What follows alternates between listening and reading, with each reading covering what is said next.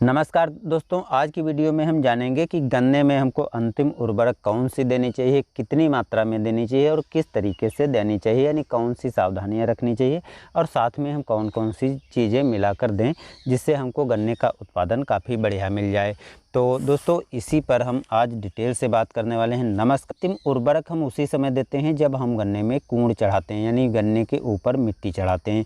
मिट्टी चढ़ाने से कई फ़ायदे हैं। पहले दोस्तों, इस बात का आपको ध्यान रखना चाहिए, जो मिट्टी चढ़ाना है वो आपको ज़रूर काम करना चाहिए। इससे गन्ना गिरता नहीं है, जिससे वज़न ज्यों का त्यों बना रहता है। दूसरा फ़ायदा मिट्टी चढ़ाने से ये होता है कि जो खरपतवार होते हैं वो भी आसानी से दूर हो जाते हैं और हमको उसके लिए कोई अतिरिक्त खरपतवार नाशी को देने की आवश्यकता नहीं रहती है। तो इन सब चीज़ों का हमें मिट्टी चढ़ाने से लाभ होता है। लेकिन मिट्टी चढ़ाने के पहले हमको उर्वरकों को भी दे देना चाहिए, क्योंकि गन्ना एक लंबी अवधि की फसल है। पूरे 1 साल से 14-15 महीने तक लग जाते हैं कभी कभी।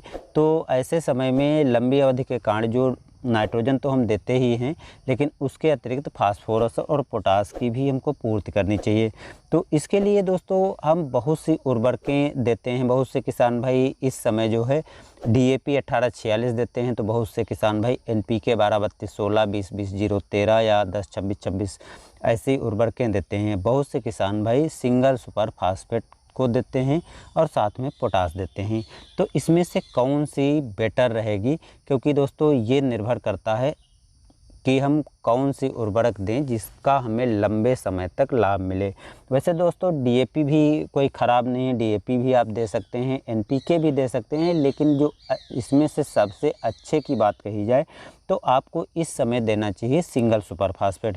सिंगल सुपर फास्फेट को देने से ये होता है कि सिंगल सुपर फास्फेट आप देखते हैं कि बहुत कम गलती है, तो लंबे समय तक जो है सिंगल सुपर फास्फेट से हमको उर्वरक जो है पोषक तत्वों की मात्रा हमारे गन्ने को मिलती रहती है। तो इस समय जब आप अंतिम यानी जून महीने या जुलाई महीने में उर्वरक दे रहे हैं तो आपको सिंगल सुपर फास्फेट देनी चाहिए। इसकी मात्रा गन्ने में 250 से 300 किलोग्राम देना रहता है। क्योंकि दोस्तों 250 से 300 किलोग्राम मात्रा बताई गई है, ये आपको गन्ने की पूरी अवस्था में देना रहता है।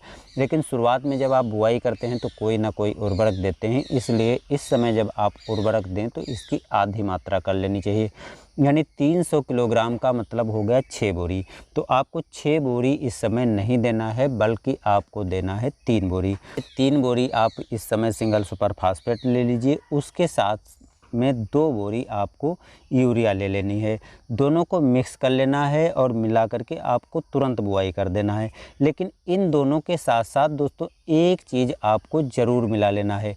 यदि आपने ग्रोथ प्रमोटर अभी तक दूसरी बार नहीं दिया है तो ग्रोथ प्रमोटर भी साथ में मिला सकते हैं। वैसे दोस्तों इस समय आपको कार्बनडाजिम 50% WP की मात्रा ज़रूर मिक्स कर लेनी है, क्योंकि इस समय जब आप इसको मिक्स कर लेंगे तो अक्सर जो हमारे गन्ने में समस्याएं आती हैं, जो फफूंद जनित रोग लगने का खतरा बन जाता है, जिसमें से रेड राट, पोक्का बोइंग जो इस समय लगता है, उससे नियंत्रण हो जाता है। मिट्टी में जब आप इसको उर्वरक के साथ में मिला कर देंगे तो 1 एकड़ के लिए आपको 1 किलोग्राम कार्बनडाजिम 50% की ले लेना है और मिक्स मिला करके बुआई कर देना है। बुआई जब आप कर देंगे उसके बाद आपको कूड़ चढ़ा देना है, जिससे जो उर्वरक है पौधे को धीरे धीरे जड़ों के माध्यम से मिलती रहेगी और आपके गन्ने की मोटाई भी बढ़ेगी, लंबाई भी बढ़ेगी और जो रोग लगने का खतरा फफूंद जनित लगता है वो प्रायः जड़ों से ही स्टार्ट होता है। ख़ासतौर से रेड राट रोग आपने देखा होगा, जड़ों को ही प्रभावित करता है, तो उससे भी बचाव हो पाएगा। तो किसान भाइयों, इस तरीके को अपना करके आप पूरा लाभ उठाइए, गन्ने की लंबाई, वजन आदि सब बढ़ा सकते हैं और गन्ने से काफ़ी अच्छा उत्पादन ले सकते हैं। कमेंट में बताइए कि नेक्स्ट वीडियो में आपको कौन सी जानकारी चाहिए, हम जल्दी ही वो वीडियो भी लेकर आएंगे। धन्यवाद।